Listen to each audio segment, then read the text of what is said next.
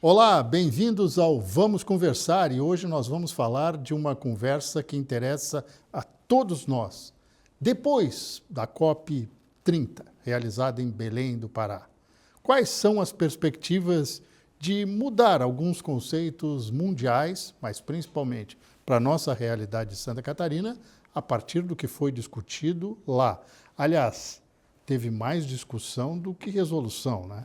Estou aqui recebendo a professora Marina Hirota Magalhães, falar um pouco do currículo dela, professora de meteorologia, olha só a importância, na Universidade Federal de Santa Catarina, tem formação interdisciplinar em matemática, bacharelado em matemática, e também mestrado em engenharia da computação, doutorado em meteorologia e estudos pós-doutorados em ecólogos teóricos. Que bom!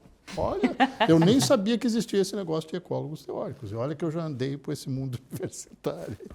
Mas muito bem-vindo, obrigado pela sua presença. E o Guilherme Dalla Costa, que é secretário adjunto de Meio Ambiente e Economia Verde, advogado, formado aqui na Universidade Federal de Santa Catarina, e pós-graduado lato sensu em Direito do Meio Ambiente e Recursos Hídricos pela Universidade de Campina Grande, na Paraíba, que é um curso oferecido pela Agência Nacional das Águas, não é isso, secretário? E a Associação Brasileira de Engenharia Agrícola Superior. É pós-graduada em Direito Ambiental e Urbanístico pela Pontifícia Universidade Católica de Minas Gerais e pós-graduando em Compliance e Integridade Corporativa pela Universidade Católica de Minas Gerais. O senhor gosta de Minas, né? Vamos admitir. É um bom estado, né? Pois bem, a gente está tendo um clima aqui muito agradável, mas vamos falar de um outro clima, aí o meteorológico, que esse que está preocupando, mas vamos ver as muitas variáveis, né, relacionadas ao que foi conversado lá na COP e a realidade de Santa Catarina. Até colocar uma observação que já tinha conversado anteriormente com o secretário, sobre essa questão de Santa Catarina, é um estado com pequeno território, sujeito a intempéries climáticas mais preocupantes, né? O único estado no hemisfério sul a registrar um furacão, né? Embora lá no mundo asiático ou lá na Oceania se chame de tufão, né? Não se chame de furacão. Mas é uma situação que já nos deixa em alerta. Aí eu pergunto para vocês, a COP tem o que a dizer para nós de Santa Catarina, professora? Seja bem-vindo. Muito obrigada pelo convite, Roberto. É um prazer estar aqui com você hoje e com o secretário também. Eu acho que a COP ela é um grande evento, né, que a gente consegue acompanhar muitas coisas que estão acontecendo. Então, do ponto de vista da mudança do clima e dos efeitos que isso tem para Santa Catarina, como você mesmo já disse, a gente tem que lembrar que sem mudança climática nós já estamos em uma localização em que a gente já está sujeito a algumas diferenças. Então, a gente está na metade do caminho, né, entre um clima que no inverno é mais seco, no sudeste do Brasil, no centro-oeste, e um clima que normalmente a gente tem chuva corrente, né, às vezes mais, às vezes menos, por motivos diferentes, que é do sudeste da América do Sul, então Rio Grande do Sul, norte da Argentina.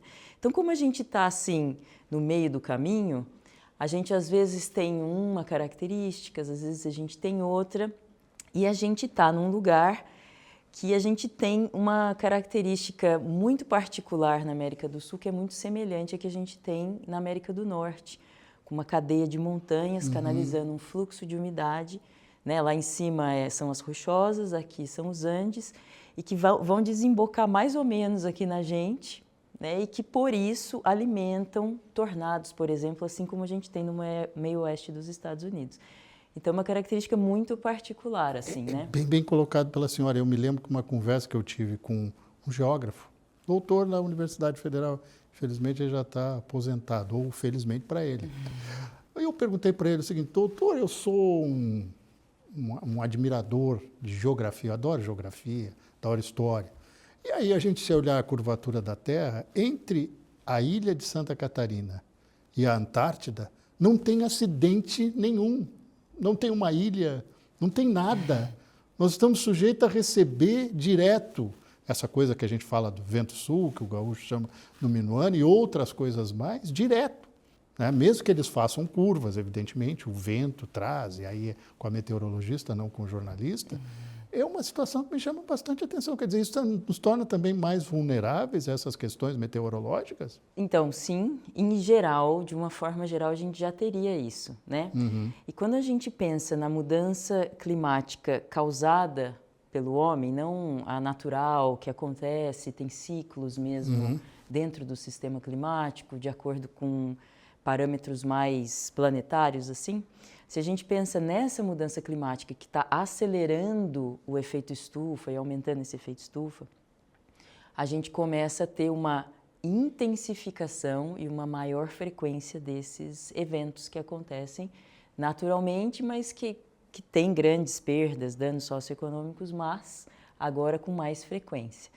E eu acho que a grande pergunta que, para mim, desencadeia uma série de discussões na COP já há alguns anos, mas esse ano em particular, com, né, o Fundo de Perdas e Danos, todos os indicadores de adaptação, NDCs e tal, o que está em risco e como a gente lida com os impactos disso que vai acontecer, que vai exacerbar muito as desigualdades, as desigualdades socioeconômicas que existem, né?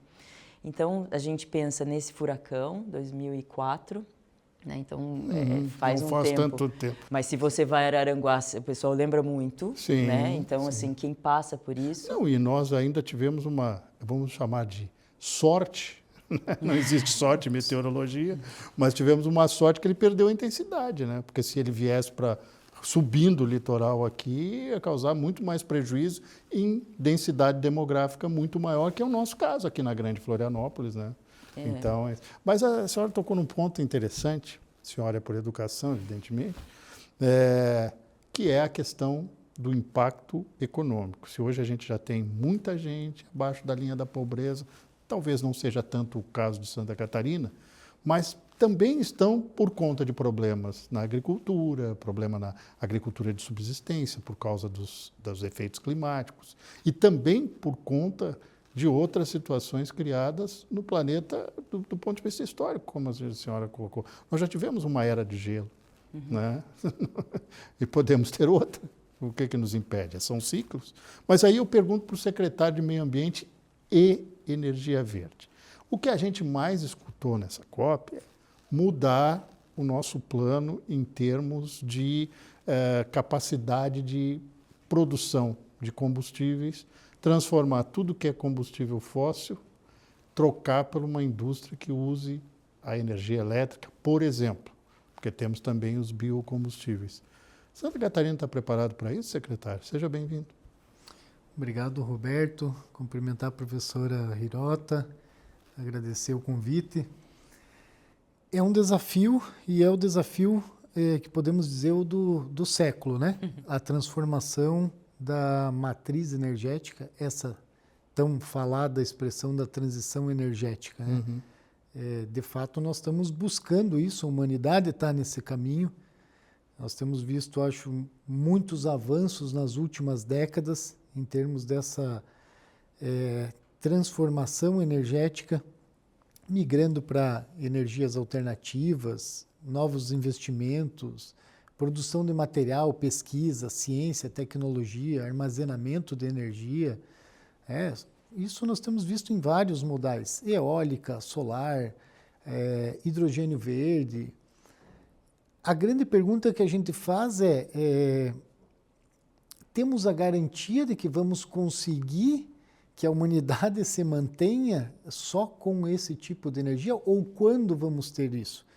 Nós ainda temos e dependemos do combustível fóssil e vamos depender por muito tempo, como uma segurança em termos de matriz energética. Se nós tivermos uma seca no Brasil, como já tivemos em vários momentos, o preço da energia sobe e nós temos que socorrer da matriz fóssil, as térmicas. Pois em dezembro foi a primeira vez nos últimos 20 anos que a tarifa saiu do vermelho para o amarelo. porque havia condição. Mas, mesmo assim, aí falo com a meteorologista também, o regime de chuvas muito abaixo do que é previsto para a época. Mas aí coloco na sua observação, que é pertinente, a gente fala muito, gente, de combustíveis fósseis, mas a gente pensa já de cara petróleo, mas não é o único. Nós temos aqui em Santa Catarina uma matriz energética que com o tempo está sendo que é o carvão.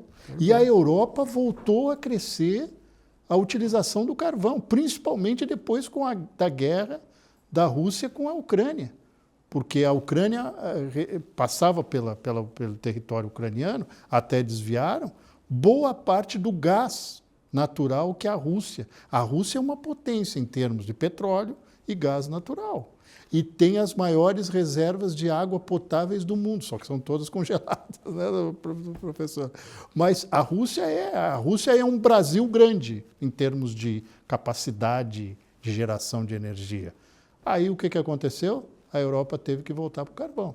Bom, exatamente. E nem sempre o carvão mineral, às vezes é aquele carvão vegetal que queima a madeira. Aí provoca duas crises, né? Queimando a madeira e depois usando a madeira como carvão para abastecer. Tem resultado para isso? Eu fico na mão de vocês. Né? Olha, sobre esse assunto, é um tema bem pertinente para Santa Catarina, a questão do carvão. Né? Nós temos uma bacia carbonífera importante no estado. Nós e o Rio Grande do Sul somos os dois estados que temos a reservas de carvão mineral. A região sul, Criciúma, foi construída com a base do carvão, toda essa Tubarão, a usina de Capivari de Baixo, enfim. Mas nós tivemos um passo com a aprovação da Lei da Transição Energética Justa, tanto a federal quanto a estadual, que colocaram uma meta, né, para o descomissionamento dessa cadeia do carvão, chegando em 2040, onde nós já temos uma previsão de futuro que temos que abandonar o carvão. E temos uma sobrevida de mais 10 anos caso nós transformamos essa indústria do carvão numa indústria de carbono zero. E aí mais um desafio, né? Qual a tecnologia, quanto de investimento você precisa fazer para você poder manter isso e chegar numa indústria de carvão net zero, né? Como que tem dois desafios aí, né? Não só o potencial, quer dizer, o que o senhor acabou de falar, temos o produto mineral, temos jazidas, vamos usar assim, se o nome é pertinente, mas também tem a questão da recuperação do solo, né? E a questão social... Algumas cidades ficaram ocas lá no sul E a questão social, que aí vem o trabalho que o governo do estado iniciou agora em 2025, que é o Plano de Transição Energética Justa. Por quê? Se nós temos esse prazo de 2040, nós temos que pensar que também nós temos um impacto social e econômico para uma região que depende dessa matriz. O que essas pessoas vão fazer quando eu tiver que parar com essa indústria, se for esse o caminho, né? Ou se nós tivermos que fazer uma nova revolução tecnológica e continuar com essa atividade, mas uma atividade com menos impacto. Então, o que essas pessoas vão fazer? Onde elas vão trabalhar? Nós estamos preparados? São cerca de 20 mil empregos diretos e cerca de 110 mil empregos indiretos nessa região. Como fazer isso da forma menos abrupta possível, pensando no meio ambiente, garantindo o desenvolvimento econômico e também pensando nas pessoas que precisam dos seus trabalhos, que vivem há muitos anos dependendo dessa cadeia. Então, é um desafio que nós estamos vivenciando hoje e, graças a Deus, estamos pensando isso com o governo do estado. O governador Jorginho tem dado todo o apoio para fazer esse plano de transição energética justa acontecer. É uma situação assim que a gente tem que olhar sobre vários aspectos e também vários enfoques, né? A própria professora já tinha colocado essa questão social, né? Que é um problema, que é um grande problema. A gente está falando de Brasil, mas a gente não pode esquecer o Sudeste Asiático, que sofre... todo embaixo d'água agora. Todo embaixo d'água. Lá, tudo bem que essa época do ano é a época das monções lá, né? É uma época chuvosa, mas não precisa vir uns 2 tufões junto para ajudar, né? O que é como eles chamam o furacão, não sei porquê, na Ásia eles chamam de tufão. Em cada lugar você tem um nome diferente, assim, né? Por exemplo, na Austrália são ciclones tropicais, lá é tufão, aí a gente tem furacão, a gente tem, são, entendeu? Nomes diferentes. Mas aí, essa me chamou a atenção, agora vocês vão me ajudar nisso. Por que a gente tem tão pouca identidade com a Austrália e com a Nova Zelândia, com a Oceania? Eles estão no mesmo hemisfério que o nosso. Clima muito parecido, embora nas regiões mais altas da Nova Zelândia até neva, né? Então, quer dizer, mas somos nós. Somos nós, Santa Catarina é a Oceania, que tem as mesmas condições climáticas, semelhantes, né? Não iguais. E nós temos tão pouca identidade, não sei se é porque essa coisa do mundo inglês, mundo, né, do Reino Unido, que nos impede de ter uma ligação maior com eles, né? É claro, a distância pesa, né? Eu acho que isso tem muito a ver com uma questão cultural mesmo. A gente tem uma identificação com os Estados Unidos e a Europa, eu acho que por serem grandes A gente tem líderes, né? É a nossa matriz, né? Embora a sua matriz seja asiática. Então assim, mas na ciência eu acho que existem conexões muito fortes, especialmente para estudar o continente antártico, por exemplo. Então, a base da Nova Zelândia, da África do Sul, né? Então, A Austrália é mais perto da Antártida ou nós estamos mais perto lá no... Se você pensar em termos continentais, a Austrália toda é bem mais perto, né? Então, nós estamos mais ou menos, África do Sul até ali, o meio da Austrália, né? A África do Sul, a cidade do Cabo, fazendo traçado linha pelo formato da Terra, ela vai dar em Joinville. Mais ou menos. Vai chegar em Joinville. E aí, só que lá é frio, viu? Inverno é frio. Então, mas eles têm uma influência que nós não temos, que é um pouco mais árido lá, né? Justamente por conta é mais de umas alto correntes, também. Mais alto. pelas correntes, assim, correntes do Atlântico que deixam um pouco mais árido. É tentar colocar isso para fazer mais uma digressão comparando com Santa Catarina. A gente tem tudo para dar certo, a gente usa muito bem o nosso solo, né? Nós temos aí 50% do nosso território, estava falando com o secretário, ainda com preservação de mata, né? Isso aí já é para meteorologia, mas nós não estamos longe desses problemas climáticos, justamente por todos esses fatores que a senhora citou. Mas como chegar lá no cidadão? Aquele que constrói a casa num lugar que ele sabe que está sujeito a escorregamento, né?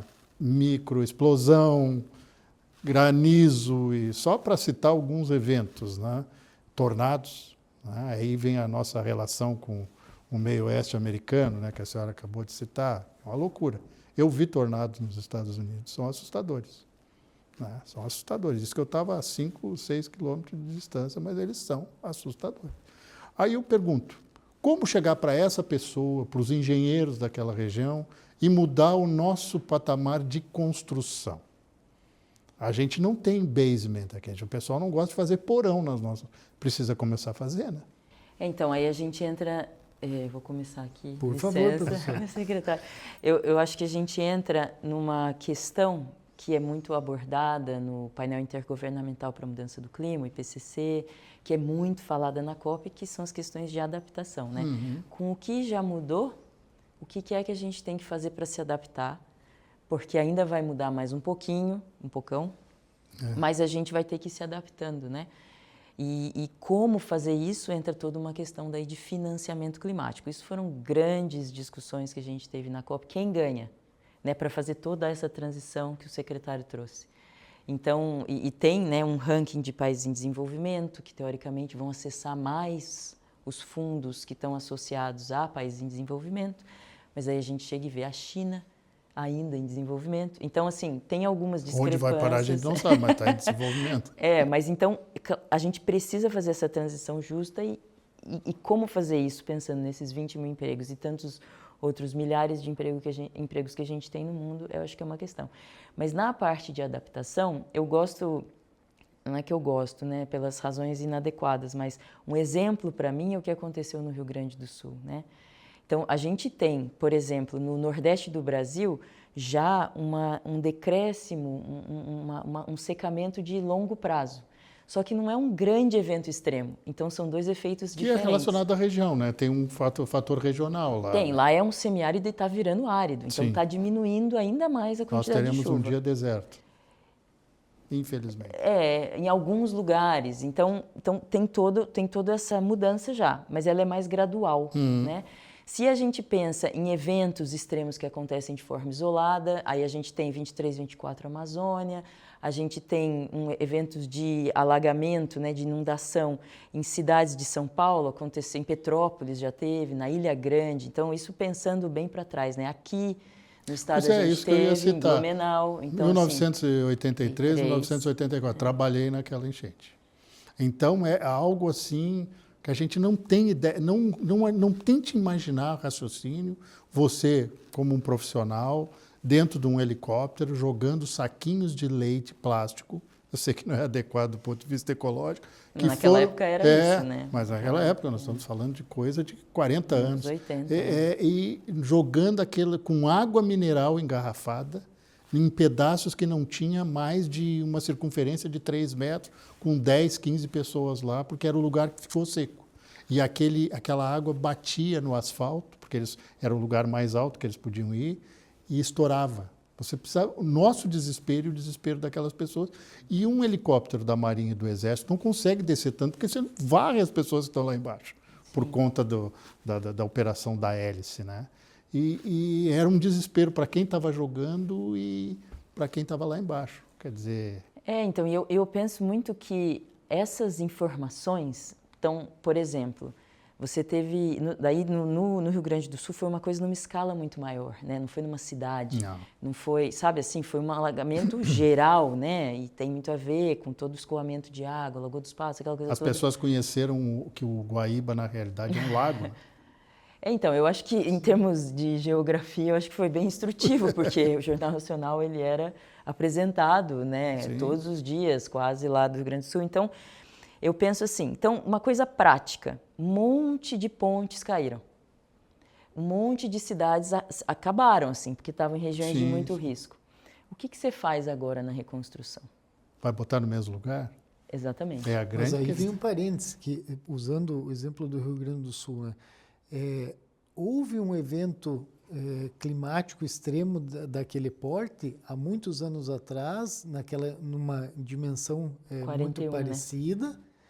E o que foi mudou? onde fizeram as comportas no Rio Guaíba, em Porto Alegre. O que mudou foi, aí eu acho que uma questão que responde também um pouco a tua pergunta, Roberto, é o planejamento urbano. As cidades cresceram, foram se adensando, sem olhar aquilo que já tinha acontecido no passado, sem pensar no futuro. E aí, quando chegou, você repete esse evento climático, só que eu tenho muito mais população, muito despreparado. Não aprendemos com a história. Não fazemos uma coisa, professora, que é importante, que a gente está tentando trabalhar no governo do Estado, que é educação ambiental e educação climática, para ensinar as pessoas sobre o que é a mudança climática, qual a importância, ensinar e transmitir para a pessoa que, em caso de um alagamento, você não pode atravessar a rua. Exatamente. Porque você não sabe se tem um buraco, se vai ser a linha está energizada do poste. São coisas básicas que nós ainda não temos essa cultura tão bem disseminada, embora já tenhamos passado por uma série de eventos e passamos a cada ano, e isso precisa. E aí a questão do planejamento urbano, incorporar essa variável climática dentro da revisão dos planos diretores, para saber que lá naquele lugar eu não posso autorizar um parcelamento do solo, eu não posso autorizar um novo loteamento, eu não posso expandir a cidade para aquela região A ou B, porque eu vou ter problema, ou eu tenho que implementar soluções baseadas na natureza para evitar problemas que venham acontecer no futuro. É isso, é localmente. Nós temos que ensinar a municipalidade, prefeituras, nesse planejamento, porque é lá que acontece o problema. Eu vou fazer um desafio para vocês. Eu acho que tem uma vítima no litoral de Santa Catarina que precisa ser identificada pela polícia científica e reaberto o caso dela, que são as áreas de restinga. Então, eu ia falar justamente sobre isso. Sabe por quê? Porque isso é naturalmente uma proteção que a gente tem. É uma grande esponja, aqui, né? Aqui em várias partes do litoral de Santa Catarina. É uma grande esponja, né? E que acho que é uma adaptação natural, né? E como eram os banhados no Rio Grande do Sul, que foram todos ocupados. Então, eu acho que entra a ciência aqui na interface com a política pública muito forte. Eu acho que a Universidade Federal de Santa Catarina, e eu acho que no Rio Grande do Sul, em outros estados do Brasil, a gente também tem universidades muito fortes, mas aqui, essa relação entre as políticas de adaptação que vão vir, né, e tal, e a ciência que é feita é muito fundamental para que essas informações possam ser passadas e discutidas na ótica da política pública. Pergunte na base aérea de Florianópolis, por que na década de 1970 foi a aeronáutica que preservou a área de mangue que tem em volta dela. É só perguntar. Quer dizer, cientistas da aeronáutica disseram, não, vocês querem que essa área fique consolidada, que a pista não seja invadida, que isso aqui desapareça, preserve o mangue. Porque senão... Porque é uma zona de tamponamento também, assim como é a região. Hoje a gente fala em jardins, né? Jardins como alagáveis, né? Praças, que são verdadeiros processos de esponja, né? Seria uma coisa assim elementar para dizer para vocês, é claro que a terminologia técnica é outra, mas aí eu pergunto uma coisa, para os dois, um integrante do Poder Executivo, um integrante da academia. A questão, essa discussão, quando vai para o campo ideológico, não atrapalha? Como assim? Você vai discutir ideologicamente a questão e não tecnicamente. Vocês estão falando como dois técnicos. Pela formação que vocês têm, vocês são técnicos, mesmo que um esteja um ente político e o outro... Ainda bem, né? Ele está num ente político. Não, mas eu acho técnico, que tem que ser tratado, muito. Porque normalmente vem a questão, e isso a gente viu na COP, né? Que em determinados momentos pesou o fator político e ideológico. E isso é ruim, sob todos os aspectos. Não discutir política nem ideologia, isso é maravilhoso. Mas eu sempre digo, ideologia a pessoa não muda. Politicamente você pode até se reciclar, mas ideologicamente você não muda. Você tem uma visão de mundo e você vai levar aquela visão de mundo até o fim. Não atrapalhou essa questão de alguns grupos, não no debate científico de vocês, mas no debate ideológico, levar só para o campo ideológico? Professora? Do que eu acompanhei das negociações, né, que a gente ficava sempre com um pé lá e um pé cá, sabe? Mas o que acontece é que são 196 países. É muita gente. E não tem na sala de negociação ninguém da ciência, né? Não tem os dados. E muitos países, eles... É forte falar isso, né? Mas eles interpretam os dados de uma forma diferente do que o IPCC interpreta, de como chega para nós. Eles, inclusive, conseguem ver que a temperatura do planeta deu uma caidinha de 24 para 25, sabe assim?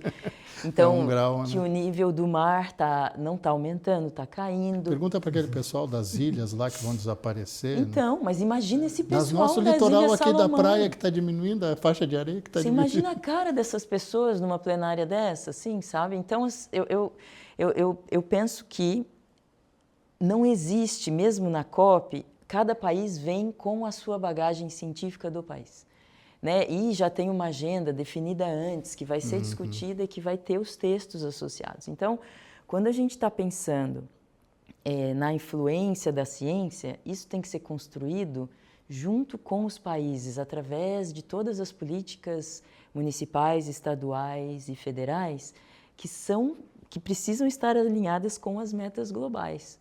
Mas há uma verdade, e não é um axioma, mas é uma verdade científica. O que era visto como alarmismo há 25 anos já é uma realidade consolidada, né? Tem um número, né, que eles calcularam que para a gente conseguir se manter nesse limiar de 1,5, que é um limiar seguro do Acordo de Paris, acima, né? Sim. Então, é só a gente imaginar nosso corpo com 1,5 grau a mais, né?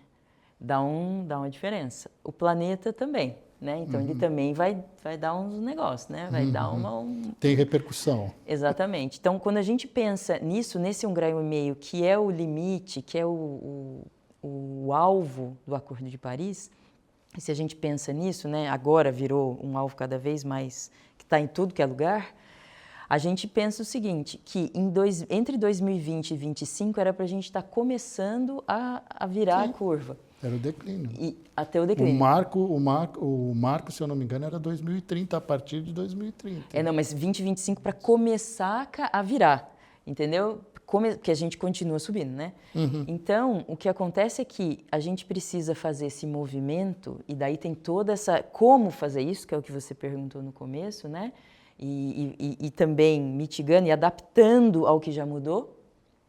E eu acho que, para mim, isso é muito chave, porque tudo esse 1,5 que a gente passa, quanto mais tempo a gente fica crescendo, mais tempo a gente vai ficar acima de 1,5. Mais as pessoas vão sofrer perdas e danos, né? E o fundo de perdas e danos da ordem de trilhões de dólares, ele vai ficar escasso ainda, não é suficiente para a quantidade de perdas e danos econômicos, né? Então, é melhor a gente financiar uma transição não só energética, mas justa, como o secretário trouxe, muito justa, porque as pessoas dependem de coisas que elas fazem há muitos anos e gerações às vezes, e como fazer isso vai depender exatamente dessa redistribuição de financiamento e das estratégias locais e muito ancoradas naquilo que é feito em cada lugar e que cada lugar tem de particularidade, para aí começar a traçar essas metas e essas formas de se adaptar. Secretário. Essa questão do extremismo, do ideologismo extremo, ela não é bom para nenhum dos extremos, né? Seja todo favorável ou pró-ambiente. Então, a gente tem que pensar sempre na palavra-chave, que é desenvolvimento sustentável, né? Esse equilíbrio na balança é o outro desafio maior para nós no século, né? Como eu vou equilibrar esse crescimento econômico que nós precisamos com a preservação do meio ambiente? Isso realmente é o nosso maior embate hoje. Eu tenho regras, legislação muito bem desenvolvida no Brasil de proteção ao meio ambiente. Então, eu sei o que é uma área de preservação permanente, que eu não posso interferir nela, porque ela já está declarada na lei. Eu tenho interpretações divergentes que muitas vezes levam para algum caminho, mas o nada pode, muitas vezes ele acaba levando para a irregularidade. Nós vemos isso. No momento que eu causo empecilhos ou dificuldades para empreendimentos que queiram se instalar, moradia, enfim, eu estou ajudando a ocupação desordenada, que daqui a pouco vai ter problemas, né, em evento climático extremo, por uma população que é muito mais vulnerável e vai ser atingida. Então, eu acho que o caminho nosso para construir isso, esse equilíbrio hoje, é buscar, dentro da tecnologia, da ciência, as melhores técnicas disponíveis para mitigar todo e qualquer impacto ambiental que um empreendimento, que uma atividade que seja licenciada, controlada pelo Estado, ela venha se instalar da melhor forma possível. Eventualmente, eu vou ter em alguns casos, situações onde realmente uma determinada atividade vai sofrer uma resistência muito maior, porque ela acaba impactando a vida das pessoas, ela acaba impactando uma localidade. Isso tudo é avaliado dentro do instrumento que nós temos no Brasil, que é o licenciamento ambiental.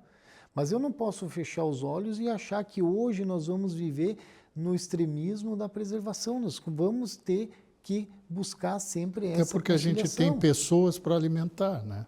E o mundo vai crescer e muito, e nós temos um país de produção agrícola e temos um estado que tem um desenvolvimento econômico que é invejado hoje, que está num patamar maior do que muitos países, com índice de crescimento maior do que muitos países. Então, como Santa Catarina vai aumentar a sua cobertura florestal hoje de Mata Atlântica, que está em 40%, e chegar a 10% a mais em 50%, com os mesmos índices de crescimento econômico. É possível? Investindo em tecnologia, investindo na educação, produzindo mais no mesmo espaço. Esse é o caminho. Tem um dado interessante, o Estado foi contemplado com as verbas do Adapta Cidades, tá? Que é um programa que vem até recurso internacional. 10 municípios de Santa Catarina foram contemplados. O que exatamente vai ser feito, secretário, com esse recurso e qual é o direcionamento obrigatório dele? Porque ele não pode ser usado para outras questões, senão essa questão que já passou da mitigação, né? Esse é um programa do governo federal, que está sendo capitaneado aí pelo Ministério do Meio Ambiente, contemplando praticamente todos os estados da federação, justamente para trabalhar a questão da adaptação à mudança climática nos municípios, né? Planos de adaptação. Como o município tem que se adaptar? E nós aqui em Santa Catarina conversamos com o Ministério do Meio Ambiente, no momento que nos credenciamos, lógico, né? Participar desse programa, ter essa capacitação, até porque isso é um mecanismo que vai nos possibilitar, como Estado, ser depois indutor e replicar essa metodologia para desenvolver para outros municípios. E nós buscamos uma conversa para mostrar o seguinte: olha, muitas vezes a gente vai fazer um plano de adaptação à mudança climática só para aquele território do município, mas se eu não conversar com o município que está a montante da bacia, né, depois eu vou ter problemas ou com enxurrada, ou o outro município lá tem uma taxa que pode ter menos cobertura florestal. Então, tem que ser uma coisa mais engrenada entre os municípios de uma região, de uma associação de municípios, e aí conseguimos fazer com que alguns desses planos sejam desenvolvidos regionalmente, abrangendo mais de um município, para que a gente possa pensar localmente numa área de abrangência maior, né? Pensar numa adaptação aí regional, o que faria muito mais sentido, considerando que eu tenho um município muito pequeno em Santa Catarina, com pequenas populações, né? Mais de 70% tem menos de 3 mil habitantes. São 285 municípios no estado que têm menos de 100 mil habitantes. Então, né? E a grande maioria desses com menos de 20 mil habitantes. Então, a gente poder trabalhar isso para levar 10 planos de adaptação para regiões é fundamental, e que depois a gente possa replicar isso, para que o município enxergue: opa, eu tenho que discutir esse assunto, a adaptação à mudança climática, né? Eu preciso entender isso como uma política pública, aonde isso vai ficar em nível de gerenciamento dentro. O senhor teria esses 10 municípios para citar para nós? Pelo menos alguma parte deles? Nós vamos fazer, são 5 municípios, eu não lembro todos os municípios por nome, mas nós conseguimos dividir os municípios por região. Então, entre o Oeste, Planalto Norte, o Vale do Itajaí, porque temos também bastante atenção, e o Sul do Estado por conta do Plano de Transição Energética Justa. Que interessante isso. A gente falando de resiliência climática, né? Parece que a gente está tratando de algo poético e não é, né? É a prática, porque realmente aqui em Santa Catarina nós, na prática, fizemos isso, né? Resiliência climática a cada grande evento, infelizmente desabonador, perdemos vidas humanas que não conseguimos mais repor. Mas a gente falando nisso, como é que a gente projeta esta necessidade dentro desses aspectos que o senhor citou, e a professora também, de que a gente tem que estar preparado para o pior? A gente nunca se prepara para o melhor, né? A gente até diz que graças a Deus aconteceu, né? Joga no imponderável, mas para o pior a gente tem que estar preparado. Os países que têm melhor desenvolvido essa questão e que têm muitos problemas maiores que o nosso, vamos pegar o Japão, que tem problemas até com questões de placas tectônicas, volta e meia tem um tsunami ou um terremoto de grandes proporções lá. Aqui no Chile a gente também tem, né, algo semelhante, né? Então a gente falar sobre isso. Até onde a gente vai a partir de 2026? Pensar que a gente tem que mudar o conceito, né? Aquela coisa, aqui não dá para construir, não vai ser construído. É meio difícil dizer isso, né? Eu acho que entra muito na questão que o secretário trouxe de colocar na balança, né? Quais são os lugares que a gente de fato tem que dizer, olha, isso aqui a gente realmente não pode fazer, porque existe um apego ao lugar que a pessoa nasceu, a pessoa cresceu, né? A tal da memória afetiva. Então as pessoas não querem sair, mesmo sabendo que elas vão perder tudo várias vezes. Então isso é uma questão meio de comportamento, cognição mesmo, sabe? É de ter um apego ao lugar que faz com que ela, mesmo que ela vá perder tudo, ela prefira ficar ali, né? Então, eu acho que tem essa questão. Mas, assim, eu acho que por termos passado por muitas poucas e boas já no Estado, a gente tem coisas que emergem. Então, a defesa civil, né? A gente também pode pensar, a gente está pensando no pior, mas em pensando no pior, a gente tem uma defesa civil muito exemplar, que muito eu diria uma das né? melhores do país. E agora país, uma né? Secretaria de Proteção e Defesa Civil. Civil, né? É exemplo, né? Até países europeus e da Ásia já vieram conhecer o nosso modelo aqui para saber, tá, mas por que deu certo, né? Então eu acho que isso emerge no Estado como uma forma da gente falar, temos um ponto de partida para implementar os planos de adaptação, porque uma coisa é você ter o plano, outra coisa é você implementar, né? Então nas bacias, eu achei super legal, não sabia que está sendo feito regionalmente, porque isso são bacias hidrográficas, as coisas são todas conectadas pela água, não tem jeito, né? Alguém uma vez comparou as bacias hidrográficas e o curso dos rios com veias no nosso corpo. Exatamente, né? Então está tudo lá, tá né? Tudo interligado, né? Aí, não, deu uma enchente, então você está provavelmente com hemorragia. E aí, só que isso é danoso para a nossa vida. Por favor. Não, então, e uma coisa que eu aprendi com o pessoal advogado legislativo está muito associado com a parte do princípio da precaução.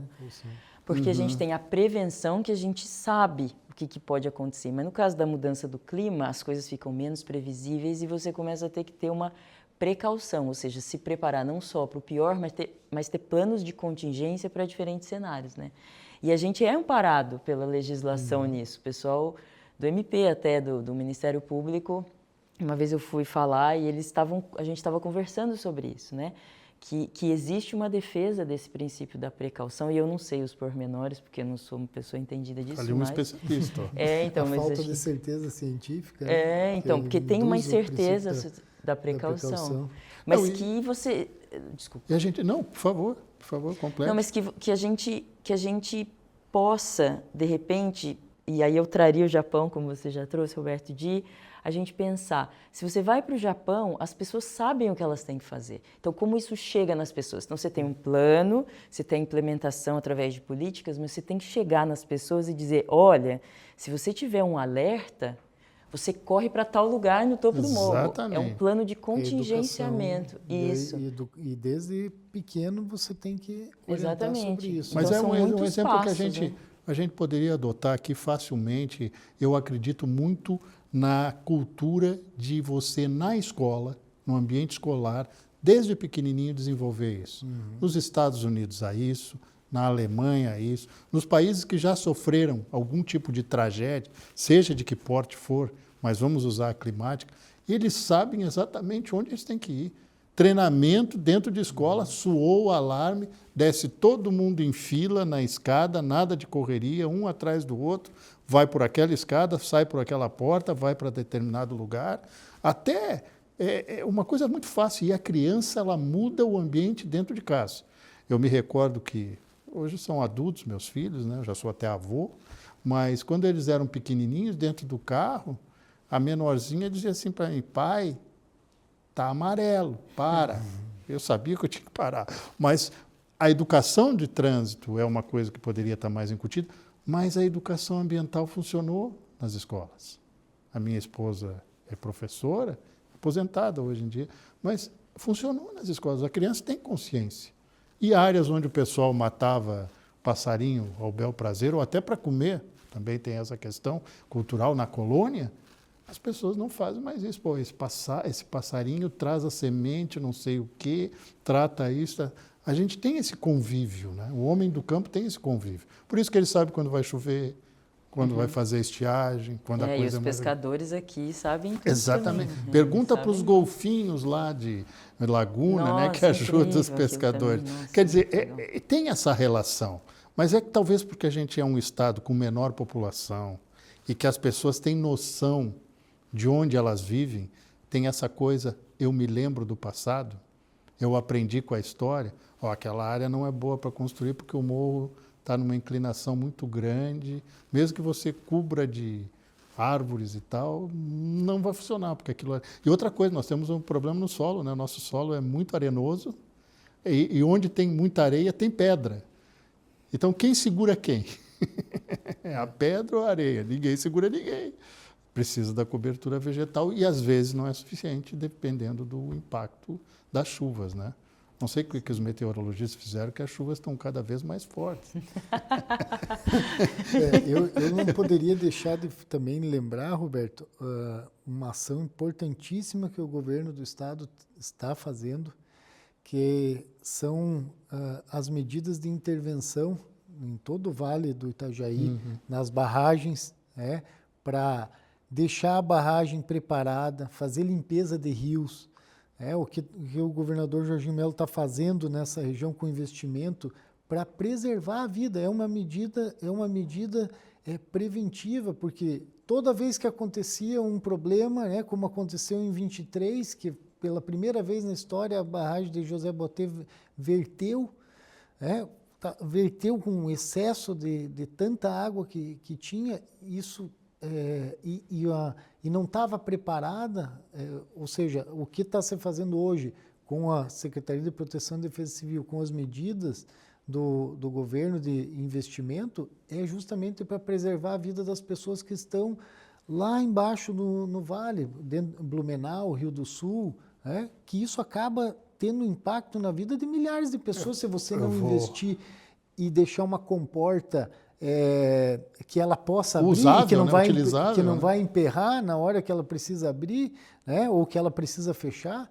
Então, isso é fantástico a gente enxergar. Aí eu me recordo pegar aqui até uma fala da professora, essa questão da precaução. Aí já é uma evolução, acredito, desses fenômenos climáticos. Se a gente imaginar que lá no século XIX, meados dele, Blumenau é de 1850, que o Vale do Itajaí começou desde o Alto Vale até o Médio Vale a ser colonizado, era perfeitamente navegável o rio Itajaí-Açu. Você saía de Rio do Sul, onde se forma o rio Itajaí com outros 3 rios, e vinha até Blumenau de barco. Mas quando Hermann Blumenau chegou lá, e depois foi conversar com os índios, porque tinha as aldeias indígenas mais acima no morro, foi conversar porque foi dizer que ia ocupar aquela região, né? E os índios já sabiam que eles não tinham ocupado ali porque ali alagava. Sim, o primeiro ano da colônia já houve uma grande enchente, né? Então, quer dizer, mas isso, se a gente olhar a Europa, né, natural, muitos países, a Alemanha principalmente, Itália, o grande estrada na história da humanidade era o rio. Era o rio, né, as áreas alagadas que permitiam você fazer distância menor, porque você tinha que enfrentar mata, floresta, então era mais fácil ir pelo rio. Lá, com o degelo do inverno, ou mesmo em outras situações, várias cidades ficam submersas na Europa. Claro que com outro padrão de escoamento, mas ficam. Pois bem, dentro desse processo aí, tem a questão dos 10 novos insights que a senhora participou sobre ciência climática, né? Um material, um documento que foi levado, inclusive, para a COP30 e tem um valor que é geral, não genérico. O que ele abordava exatamente, professor? Então, esse é um relatório que quase que cobre, né? Ano a ano, todo ano saem esses insights. E é para informar, uma coisa que o IPCC demora 7 anos e a gente às vezes não tem 7 anos para tomar certas atitudes. Então, o que a ciência traz de uma forma mais palpável, né? Para a gente saber. Então, Eu acho que são 3 grandes temas. O primeiro deles é como as mudanças do clima estão impactando a saúde, especialmente em casos de dengue, né? Em grandes boosts, que a gente tem grandes explosões de casos de dengue, por exemplo. Isso é um dos insights. Porque os insights eles são combinados um com o outro, não é só uma coisa, porque tem muitos assuntos, né? Uma outra coisa que se fala lá é muito associada à biodiversidade, e não só da mudança do clima e o impacto na biodiversidade, mas também da biodiversidade promovendo estabilidade no clima. Então, como colocar na balança o quanto que a gente tem que deixar e o quanto que a gente pode abrir para que a gente mantenha, né, o desenvolvimento sem perder a capacidade de estar estável. Então, se discute isso também e como a gente coloca na agenda climática a discussão da biodiversidade, que ainda está numa COP separada, numa conferência que é separada, mas que tem muita interface, né? E eu acho que uma outra questão que eu acho muito fundamental desse relatório é o sabor que teve os anos de 23 e 24, em que a gente, de fato, ficou na média anual acima de 1,5 graus. Então, na média das multidécadas, né, de 20 a 30 anos, a gente ainda está abaixo de 1,5, em 1,31 no registro último que eu olhei. Mas aí o leigo vai perguntar para a especialista, né, para a pós-doutora, perguntando para ela o seguinte: estes tais de Laninha e El Niño não tem muito a ver com isso, porque a atuação deles foi muito forte em 23 e 24, né? Sim, mas eles são mais fortes. É isso, é sempre a intensificação. Não é que isso é variabilidade. El Niño e Laninha são variabilidade natural do clima. Mas a frequência que eles ocorrem e a intensidade do que eles ocorrem é que muda. Está mudando, né? Isso tem a ver com o aquecimento das águas do Pacífico, né? Exatamente. E os ventos alísios que vêm do Atlântico Sul e do Atlântico Norte confluir no Pacífico e empurrar a água. Por causa daquelas duas geleiras que tem lá embaixo e lá em cima. Então, porque é isso, a gente não está isolado, a gente está sempre conectado. A gente mora no mesmo lugar, né? Nossa casa é aqui, né? É o efeito borboleta. A borboleta que bate as asas na asa. Mas que me chama muita atenção, porque normalmente o que a gente viu nessa COP30 de especialistas, né? Não vocês, né? Mas os especialistas de internet, não existe aquecimento global, não existe. Claro que existe, é um prejuízo. A intensidade é que está sendo analisada, o impacto, o efeito, uma mudança de comportamento. A humanidade já mudou de comportamento várias vezes, né? Senão a gente estava com uma usina de energia nuclear a cada esquina. E vai voltar, viu? Porque ela ainda é considerada uma forma de produção de energia limpa, né? Embora com todos os efeitos que possa ter, a Europa está cada vez mais optando, e agora com essa questão do carvão, a Rússia deu uma apressadinha no processo, né? Sabe que ela vai perder dinheiro com isso, porque ela tem grandes reservas de gás natural, grande reserva de petróleo, ela vai acabar perdendo com isso. Mas o que me chama a atenção é o seguinte: a gente tem essas oportunidades. Nós temos um país que tem fontes renováveis de energia, e isso já nos dá uma vantagem, mas parece que a gente só está um pouquinho com o pé atrás, ou bem atrás, do processo de desenvolvimento científico. É isso, professor? Eu estou sendo duro demais na avaliação. O que eu entendo, assim, Roberto, é que a gente não dialoga, sabe assim? Porque existe todo já um desenvolvimento, existem políticas nacionais que escalonam, políticas estaduais em vigor. Mas como a gente une isso ao conhecimento científico, considerando toda a incerteza que existe, considerando que a gente precisa buscar a balança e que para isso a gente vai ter que ter um certo desapego na conversa, né? Porque tem gente que é super conservacionista, quer preservar tudo.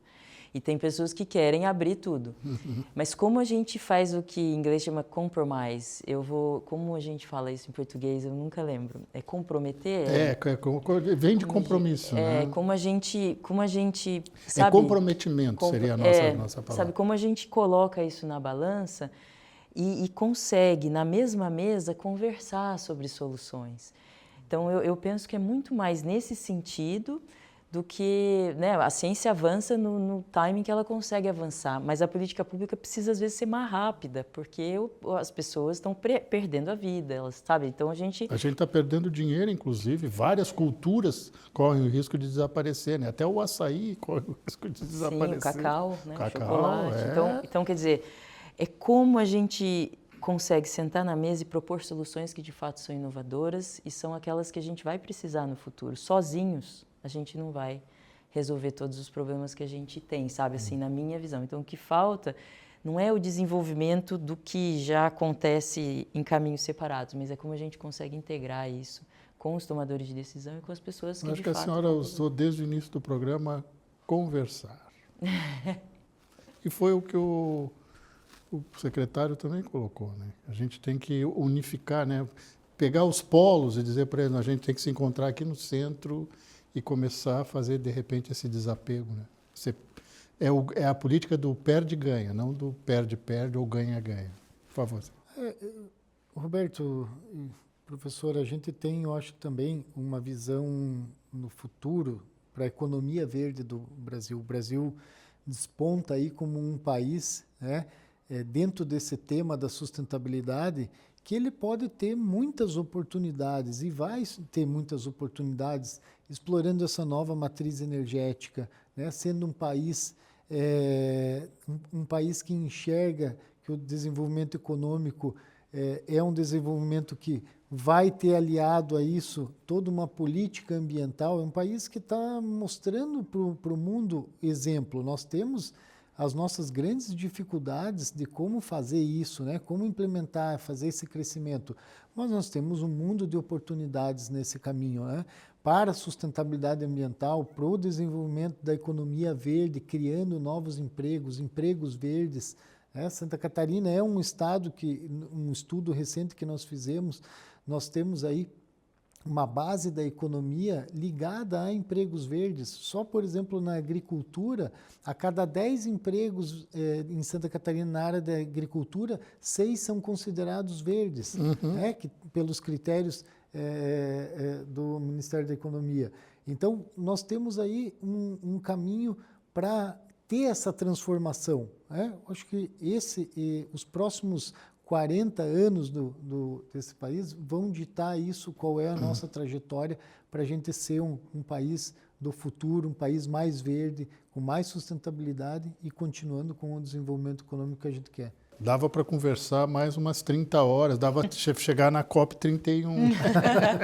Mas, enfim, muito obrigado à professora Marina Hirota Magalhães, Hirota, né, descendente japonesa, então ela sabe essa questão, meteorologista, muito obrigado, professora da Universidade Federal, e ao Guilherme Dalla Costa, que é o secretário adjunto de Meio Ambiente e Economia Verde, que também tem uma vasta formação, não só na área de direito, mas também ligada ao meio ambiente e até mesmo à questão da engenharia agrícola, né, que é interessante para a gente pensar. Olha, nós estamos falando de Brasil, estamos falando de Santa Catarina, mas não podemos esquecer que nós somos um dos maiores produtores de alimentos para o mundo. E temos outra coisa, ainda em abundância, que é a água. A água que a gente vê e a água que está no subsolo, nos nossos aquíferos. Então a gente tem que imaginar o seguinte, nós somos uma potência, nós somos a potência do futuro. Porque quem fornece comida e quem fornece água tem algo que metade do planeta não tem e a outra metade está perdendo. Precisamos valorizar isso também. Muito obrigado pela presença de vocês e a gente se encontra no próximo programa Vamos Conversar. Grande abraço, até semana que vem.